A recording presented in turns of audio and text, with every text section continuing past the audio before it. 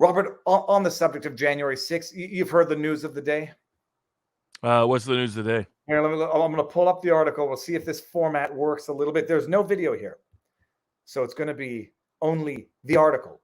From The Independent, Stephen Colbert's Late Show production team arrested in Capitol Hill office building. And so they've arrested the team. Senior House, I'll just get the basic facts. A senior House source provided the network with a list of 9 people who were stopped by police officers. This list includes several producers from the show, Robert Smigel, the voice behind Triumph the Insult Dog. I just want to pull up one relevant part, or the most relevant part. I don't know why I'm seeing that ad for that knife. I literally was gifted this knife by a friend. Literally gifted that knife with the husk. Oh, here we go.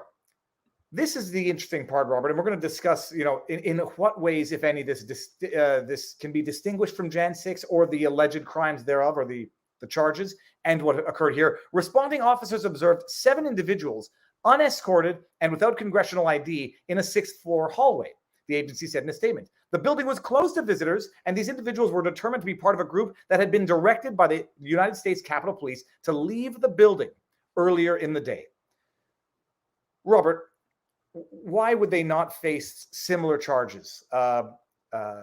Being in a restricted area without authorization, trespass. Those are some of the charges that the January 6th defendants faced.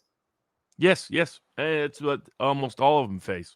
I mean, they're trying to tag on an obstruction charge that several courts have said is not legitimate, but there being people being convicted of it because other courts have not interpreted the law in the same way. To me, the obstruction charges are without legal merit if the obstruction statute is interpreted correctly.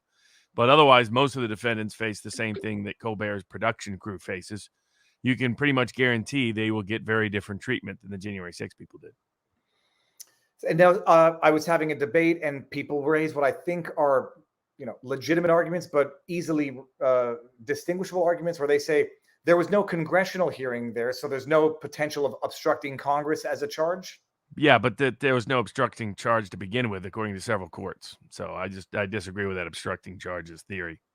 Okay, and that is to say that many of the January 6 were not charged with obstructing Congress, but rather parading, picketing, trespass, and being in a restricted area.